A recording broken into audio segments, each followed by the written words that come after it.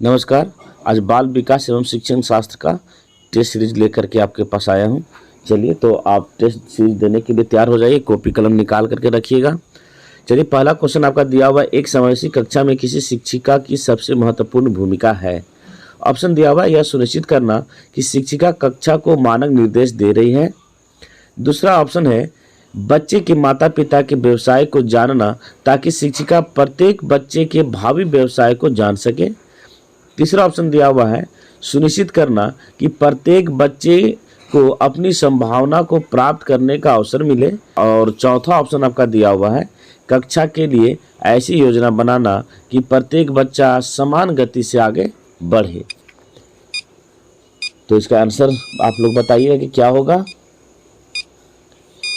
थोड़ा सा सोचिए, बहुत ही हल्का क्वेश्चन है, बहुत ऐसा नहीं है कि जवाब नहीं दिया जा सकता है। तो याद रखिएगा, इसका आंसर आपका सी है, सुनिश्चित करना कि प्रत्येक बच्चे को अपनी संभावना को प्राप्त करने का अवसर मिले। याद रखिएगा कि समावेशी कक्षा में हर वर्ग, हर कोटि, चाहे वो शारीरिक, मानसिक, किसी भी तरह का बच्चा हो, एक साथ हम एक ही कक्षा में पढ़ाते हैं। और बच्चे का जो अधिगम क्षमता जो होता है, या मंद रहे या तीव्र रहे, चाहे मध्यम रहे, जैसा भी रहे, हम सबका समावेशन कर देते हैं। अर्थात उसे हम अलग से शिक्षा नहीं दे रहे होते हैं। ये सभी कोटि, जितना भी मैंने भी बताया, इन सभी कोटि के बच्चों को हम एक साथ एक ही जगह शिक्षा देने का काम करते हैं। इसीलिए इसका आंसर आपका सी होगा। चलिए, नेक्स्ट क्वेश्चन के पहले एक मैथ का क्वेश्चन देखते हैं। आपको बता दूं कि प्रधान शिक्षक बहाली में 20 क्वेश्चन जो हैं वो आपके मैथ के आने वाले हैं। क्वेश्चन आपका है कि किसी सम उत्तल बहुभुज के प्रत्येक अंतःकोण की माप 156 डिग्री है, बहुभुज की भुजाओं की संख्या है। ऑप्शन आपका तो देख ही रहे होंगे आप, 10, 8, 15 और 12 भुजा। तो इसको सॉल्व करने का प्रयास कीजिए, और नहीं समझ में आए तो किसी से भी पूछ करके इसे बनाने का प्रयास कीजिएगा। और मैं बता देता हूँ इसको सॉल्व करने का सिंपल तरीका। इसका सॉल्यूशन हो जाएगा 180 माइनस 156। जितना आपका आएगा उसे आप 360 में उससे भाग दे दीजिएगा, तो आपका आंसर आ जाएगा। तो आंसर आप कमेंट्स बॉक्स में कमेंट्स कर बताइए कि कितना आया है।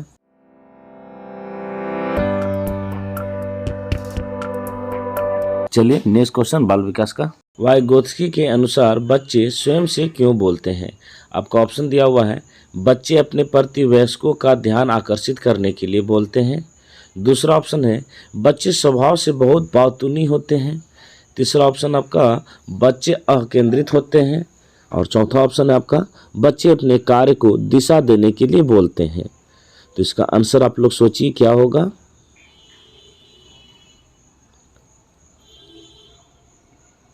चलिए, तो इसका सही आंसर को देखते हैं।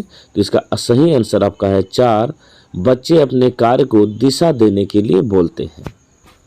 चलिए, नेक्स्ट बहुत ही इजी क्वेश्चन है। वर्तमान समय में शिक्षक की भूमिका है। ऑप्शन दिया हुआ है आपका, ज्ञान देने वाले की, सुगमकर्ता की, मित्र की, प्रबंधक की। आंसर सोच के बताइएगा। बहुत ही हल्का क्वेश्चन है, कई बार इसके बारे में चर्चा भी मैंने किया है। चलिए, आपका टाइम खत्म हो गया।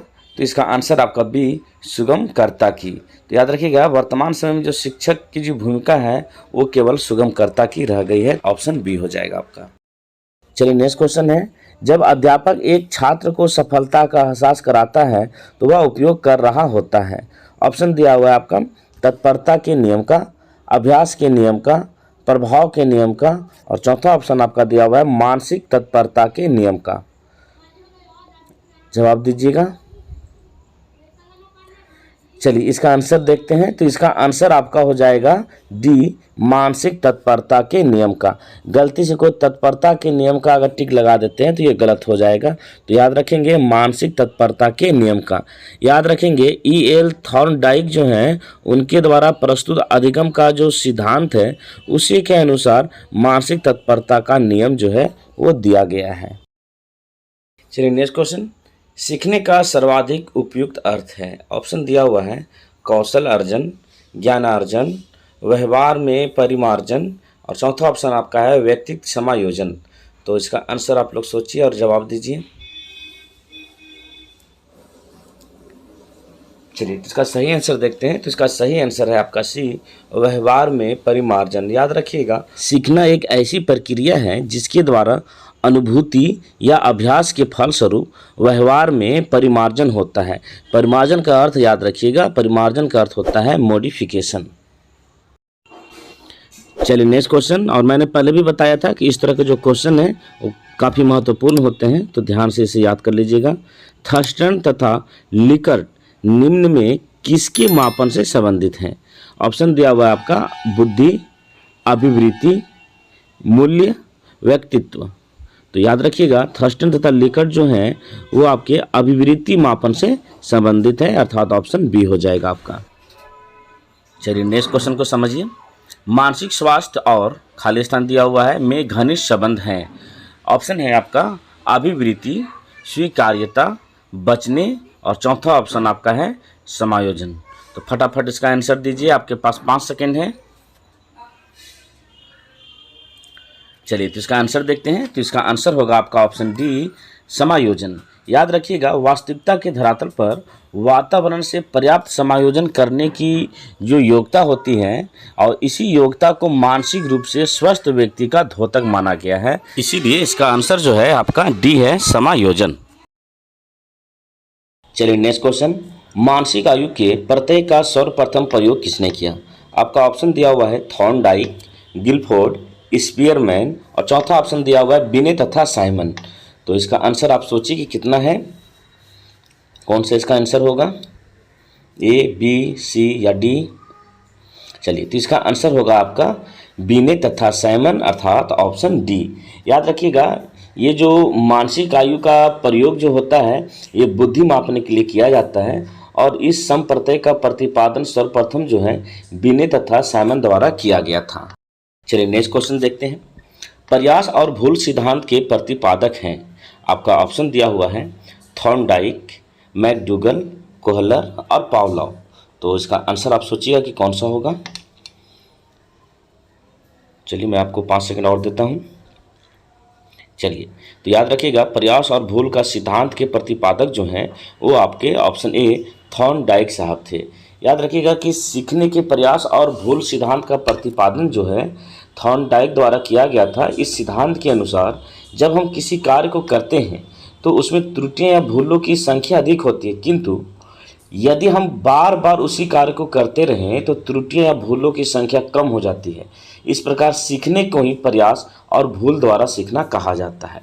यह जो सिद्धांत जो है वो आपका E.L. थॉर्नडाइक द्वारा कहा गया है। चलिए नेक्स्ट क्वेश्चन, अति महत्वपूर्ण क्वेश्चन ये भी है। किशोरावस्था में संवेगों की तीव्रता किस प्रकार प्रकट होती है? आपका ऑप्शन दिया हुआ है प्रतिकूल पारिवारिक संबंध, व्यवसाय की समस्या, तीसरा ऑप्शन है नई परिस्थिति के साथ समायोजन, और अंतिम है आपका उपरोक्त सभी। तो फटाफट इसका आंसर देने का प्रयास कीजिए। देखिए, जब भी बात हो कि उपरोक्त सभी, तो वहाँ थोड़ा सा ठहरना है और कोशिश कीजिएगा कि हम उपरोक्त सभी में ही टिक लगा दें। तो इसका आंसर आपका बिल्कुल उपरोक्त सभी हो जाएगा। याद रखिएगा कि जो किशोर होता है उसमें अनेक प्रकार के संवेगों से संघर्ष करता है वो, और उसे प्रतिकूल पारिवारिक संबंध, व्यवसाय की समस्या, नई परिस्थितियों के साथ समायोजन करने जैसी कई समस्याएं जो होती हैं, जिसका मूल कारण उसके संवेगों का तीव्र गति से प्रकट होना होता है। इसीलिए इसका आंसर जो है आपका सभी होगा।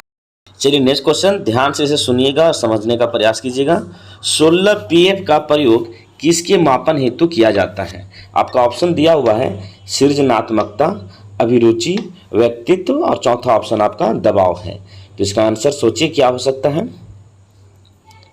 चलिए ज़्यादा समय नहीं लेंगे, तो इसका आंसर आपका है सी, व्यक्तित्व। याद रखिएगा 16 PF का प्रयोग जो है वो व्यक्ति मापन हेतु किया जाता है, और इस परीक्षण का निर्माण जो है वो केटल द्वारा किया गया था। याद रखिएगा किनके द्वारा किया गया था, तो केटल द्वारा किया गया था। और इस परीक्षण में 17 वर्ष से अधिक आयु वाले जो व्यक्ति होते हैं उसके 16शील गुणों को मापा जाता है। तो याद रखिएगा व्यक्तित्व हो जाएगा इसका आंसर सी। चलिए नेक्स्ट, बहुत ही हल्का क्वेश्चन है, अगर आप इसका जवाब दे देते हैं तो आप समझिएगा कि आपका जो तैयारी जो है वो सही दिशा में है। क्वेश्चन कह रहा है कि निम्न में से कौन सा वाद बच्चों को अपना ज्ञान स्वयं निर्माण करने का अवसर प्रदान करता है? ऑप्शन दिया हुआ है व्यवहारवाद, संज्ञावाद, रचनावाद और चौथा ऑप्शन आपका है ज्ञानवाद। सोचिए कि इसका आंसर क्या होगा। चलिए, तो इसका सही आंसर है आपका ऑप्शन सी, रचनावाद। याद रखिएगा, रचनावाद जो है वो बच्चों को अपना ज्ञान स्वयं निर्माण करने का अवसर प्रदान करता है, जिसमें उनमें प्रतिभा का विकास होता है। इसीलिए इसका आंसर जो है रचनावाद ऑप्शन सी होगा। चलिए, नेक्स्ट क्वेश्चन है, संवेगात्मक विकास को प्रभावित करने वाले कारक हैं। ऑप्शन दिया हुआ आपका शारीरिक स्वास्थ्य, मानसिक योग्यता, थकान और चौथा ऑप्शन आपका है ये सभी। सोचिए कि इसका आंसर क्या हो सकता है। चलिए, इसका आंसर देखते हैं। मैंने पहले ही बताया था कि बात अगर हो कि ये सभी, तो हम ये सभी के साथ ही जाएंगे। याद रखिएगा, संवेगात्मक विकास का अर्थ क्या होता है, तो बालक में विभिन्न प्रकार के जो संवेग का विकास कैसे हो रहा है, इसे ही हम संवेगात्मक विकास कहते हैं। साथ ही कि किन कारकों से उनका विकास है सो प्रभावित होता है। तो याद रखेंगे, शारीरिक स्वास्थ्य, मानसिक योग्यता तथा थकान संवेगात्मक विकास को प्रभावित करने वाले प्रमुख कारक हैं। इसीलिए इसका आंसर आपका हो जाएगा डी। चलिए, नेक्स्ट क्वेश्चन है, श्रवण बाधित बच्चों को पढ़ाने के लिए क्या प्रयोग की जाती हैं। ऑप्शन दिया हुआ है आपका ब्रेल लिपि, सांकेतिक भाषा, यंत्र और चौथा ऑप्शन ये सभी। सोच के आंसर दीजिएगा। ऐसा नहीं कि पिछले क्वेश्चन मैंने कहा था कि अगर ऑप्शन में ये सभी दिया हुआ तो ये सभी के साथ ही चले जाए।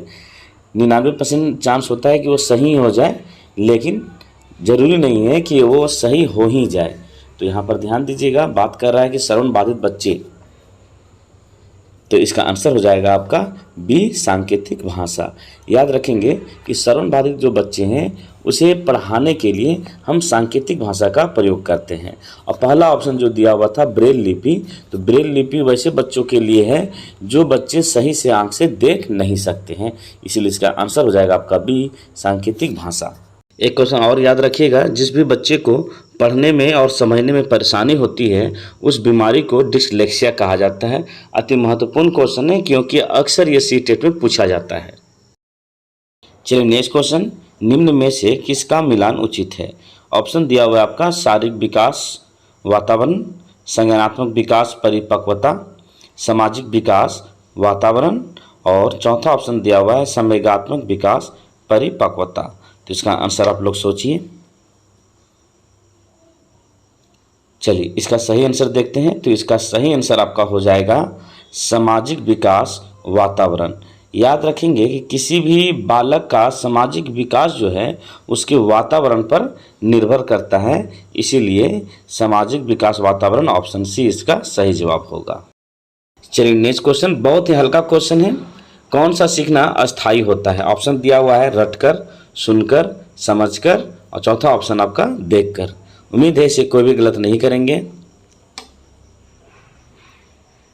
चलिए, तो इसका सही आंसर है आपका ऑप्शन सी, समझकर। याद रखिएगा, समझकर अगर कोई चीज़ को सीखा जाता है तो ये अस्थायी होता है, क्योंकि इस प्रकार के सीखने में सीखे गए कार्य की जो छवि होती है, स्मृति जो होती है, वो लंबे समय तक बनी रहती है।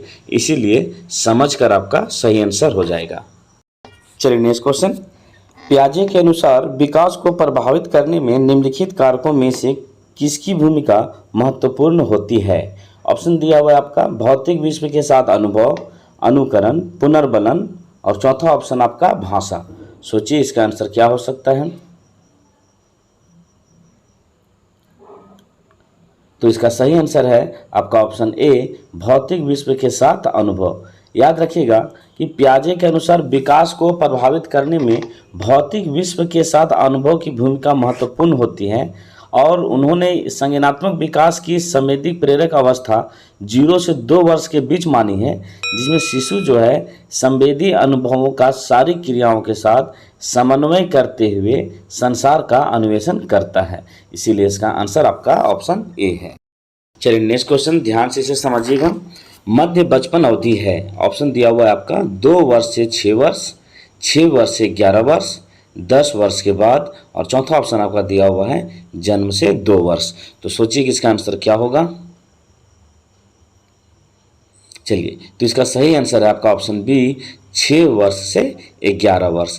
याद रखिएगा कि गर्भावस्था जो होता है वो गर्भाधान से जन्म तक, गर्भावस्था बोला जाता है कि गर्भाधान से जन्म तक, और शैशवावस्था जो होता है वो जन्म से 5 वर्ष तक माना गया है।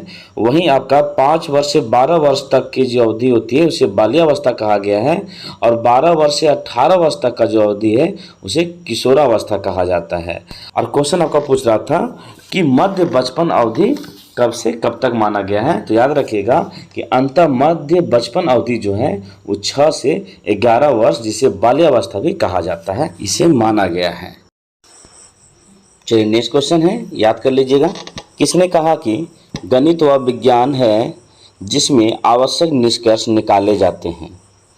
ऑप्शन दिया हुआ आपका रसेल, बैंकन बेंजामिन, तीसरा ऑप्शन आपका स्टोन, और चौथा ऑप्शन आपका दिया हुआ है बेंजामिन। जवाब दीजिए। तो देखते हैं इसका सही आंसर क्या होगा। तो इसका आंसर है आपका ऑप्शन डी, बेंजामिन। चलिए इस वीडियो का अंतिम क्वेश्चन है और इसे शेयर करना नहीं भूलिएगा और साथ में सब्सक्राइब भी कर दीजिएगा। क्वेश्चन बोल रहा है कि विकास और समृद्धि दोनों एक दूसरे, ऑप्शन दिया हुआ है के पर्यायवाची हैं, के विलोमार्थक हैं, से भिन्न हैं, और चौथा ऑप्शन इनमें से कोई नहीं। सोच करके जवाब दीजिए इसका क्या होगा। तो इसका सही आंसर है ऑप्शन सी, से भिन्न है। याद रखेंगे विकास और समृद्धि जो है दोनों एक दूसरे से भिन्न होते हैं, इसीलिए ऑप्शन इसका सी हो जाए। चलिए मिलते हैं नेक्स्ट वीडियो में, तब तक के लिए नमस्कार।